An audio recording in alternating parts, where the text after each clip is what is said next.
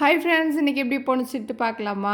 Function முடிகிற வரையும் கொஞ்சம் பிஸியான டே தான் போவோம். அவங்களுக்கு வேலை கொஞ்சம் இல்லாதப்போ மட்டும் கடைங்களுக்கு போய் வாங்க வேண்டியதெல்லாம் வந்து கொஞ்சம் கொஞ்சமாக வந்து வாங்கிட்டுருக்கோம். முன்னாடியே வாங்கியே சேர்த்துட்டோன்னா கொஞ்சம் ஈஸியாக இருக்கும். லாஸ்ட் நேரத்தில் வந்து கடிச்சிட்டு நிற்க வேணாம்.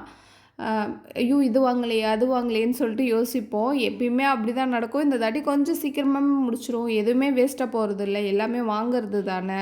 இப்போ தாம்பூல பையாக இருக்கட்டும், இல்லை பிளாஸ்டிக் டப்பா அந்த பையில் போடுறதா இருக்கட்டும், இதெல்லாம் வந்து வேஸ்ட் ஆகாது. ஃபேன்சி ஐட்டம்லாம் முன்னாடியே வாங்கிட்டா நம்மளுக்கு கொஞ்சம் ஈஸியாக இருக்கும்னு சொல்லிட்டு இந்த தாட்டி வந்து சீக்கிரமாகவே ஸ்டார்ட் பண்ணிட்டோம்.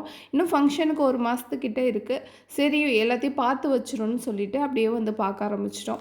அப்படியே வந்து கொஞ்சம் மளிகை ஜாமான் வந்து வாங்கலாம். என்னென்னு பார்த்தீங்கன்னா, குதிரைவாலி அரிசி இதெல்லாம் வந்து காலி ஆயிடுச்சு.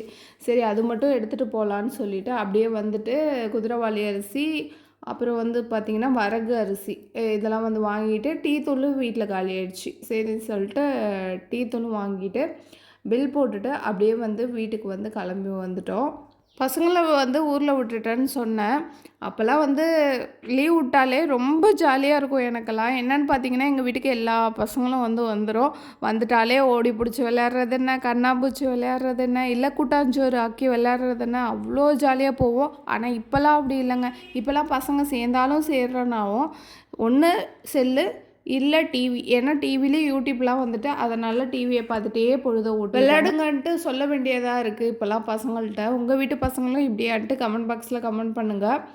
நைட்டு வந்து லேட் ஆகிடுச்சு, அதனால டின்னர் வந்து வெளியே வந்து வாங்கிட்டு வந்து சாப்பிட்டுட்டோம். இதோட இந்த வீடியோ வந்து முடிஞ்சிட்டு தேங்க்யூ பாய்.